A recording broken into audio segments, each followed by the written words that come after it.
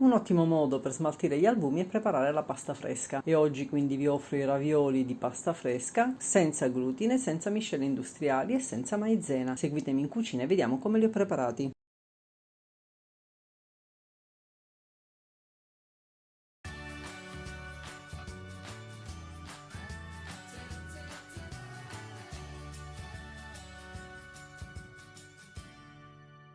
Si inizia miscelando tra di loro tutti gli ingredienti di questa miscela casalinga per pasta. Tutti i dettagli sono come al solito qui sotto in info box dove trovate tutta la ricetta completa. Poi un pochettino prima di iniziare la ricetta ho cotto gli spinaci, li ho lasciati raffreddare, li ho strizzati benissimo, ne prelevo una parte e la frullo. Siccome non è facile frullarli da soli perché rimangono filamentosi, ho aggiunto gli albumi che avevo e poi anche un cucchiaino di miscela prelevata dal totale. In questo modo si ottiene una purea molto liscia. Ho versato la purea di spinaci nella ciotola, ho aggiunto la miscela, ho iniziato mescolando con una spatola e poi, siccome il composto già risultava un pochettino asciutto, io non avevo altri albumi, ho battuto un tuorlo e l'ho dosato piano piano nell'impasto. A seconda della miscela che si utilizza, a seconda dell'umidità degli spinaci, è possibile che il vostro impasto vada idratato di più o di meno del mio, quindi attenzione a versare le uova, versatele sempre piano piano in maniera tale da avere il controllo della consistenza ideale della pasta, così evitiamo di idratarla troppo. Poi ho iniziato ad impastare a mano fino a quando non ho ottenuto questa pasta che è soda ma manipolabile. L'ho messa in un sacchetto alimentare e l'ho lasciata da parte per circa 30 minuti. Poi ho voluto servire questi ravioli di spinaci su un letto di carote. È un ottimo modo per mangiare le verdure che non sia nel solito modo noioso.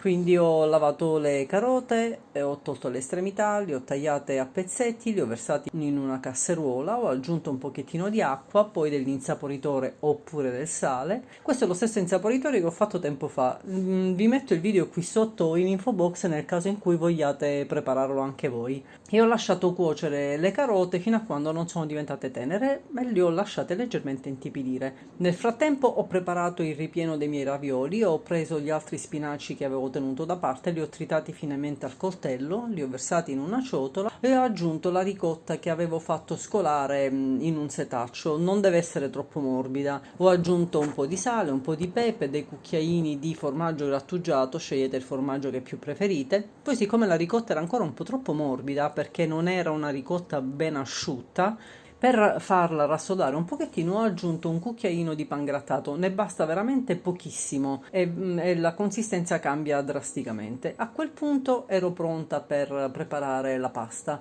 Per venire incontro alle esigenze di molti che non hanno la macchinetta della pasta, ho sfilato la pasta a mano.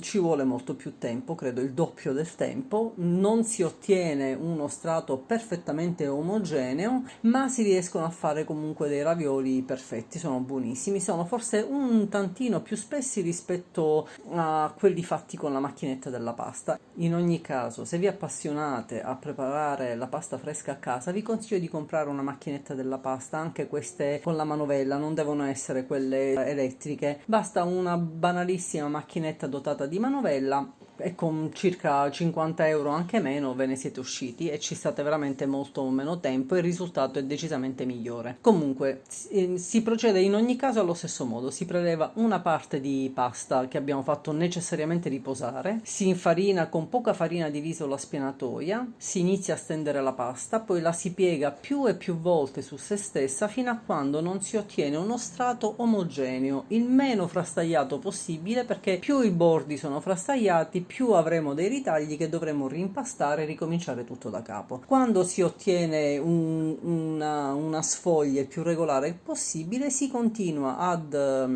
assottigliare con il mattarello, il più sottile possibile, proprio dovete vedere le mani in trasparenza. A quel punto ci sono vari modi per preparare i ravioli, ci sono addirittura degli stampini fatti apposta per preparare i ravioli. Io questa volta mi sono voluta spicciare facendo dei ravioli leggermente diversi e ho proceduto in questa maniera.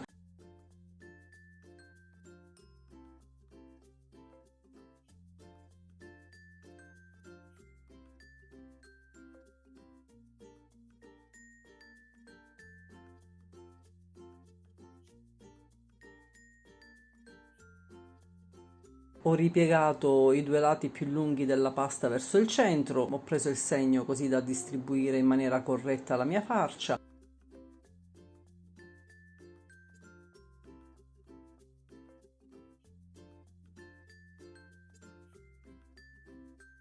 Ho versato la farcia in una sacca da pasticceria, l'ho dosata sopra la pasta a intervalli regolari, poi ho ribaltato le due estremità sopra la farcia e ho premuto più possibile tutto attorno alla farcia per rimuovere le bolle d'aria e poi per sigillare la pasta. Siccome in questo caso la pasta è stata troppo lavorata e troppo a contatto con l'aria, perché si perde più tempo a stenderla con il mattarello, se dovesse essere un pochettino più secca basta bagnare tutto attorno alla farcia con un pennello leggermente inumidito in acqua, non deve essere inzuppato, deve essere leggermente inumidito e così la pasta si attacca perfettamente e non si aprirà in cottura. Poi a quel punto schiacciamo bene tutto attorno ai ravioli con una rotella dentellata oppure con un coltello alla maliscia, ritagliamo i nostri ravioli e li andiamo man mano sistemando su un tagliere. Se la pasta è così soda come la mia non serve nemmeno infarinare il tagliere, ma se la vostra pasta è leggermente più umida mettete anche un canovaccio sopra il tagliere e spolverate un pochettino con farina di riso anche il canovaccio. Poi si riprendono tutti i ritagli di pasta e si rimpastano e si ripete tutto da capo. Mi raccomando, quando prendete la pasta all'inizio,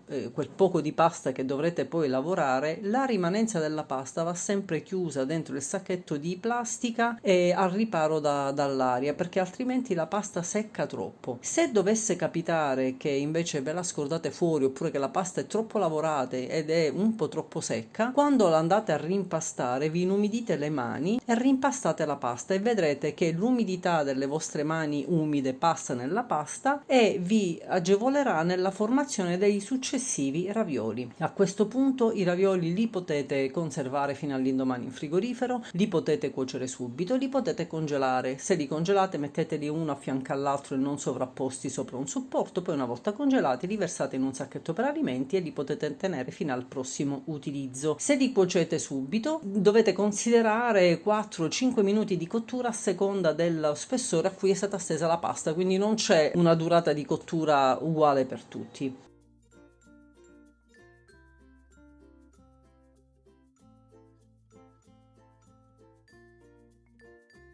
Poi per finalizzare il piatto ho frullato le carote, le ho messe sul fondo dei piatti, ho guarnito con un filo d'olio d'oliva e del prezzemolo tritato, ho sistemato sopra i ravioli, un altro giro d'olio, un altro pochettino di prezzemolo e li ho gustati, sono buonissimi, la cottura è assolutamente perfetta, il raviolo non si è rotto, tiene benissimo la cottura, quindi che dire, provateci, fatemi sapere nei commenti cosa ne pensate, se la ricetta vi è piaciuta lasciatemi un like, se non l'avete ancora fatto iscrivetevi al mio canale e attivate la campanella delle notifiche per non perdere nessuna nuova ricetta senza glutine. Grazie per la visione e per la condivisione e alla prossima ricetta gluten free, ciao!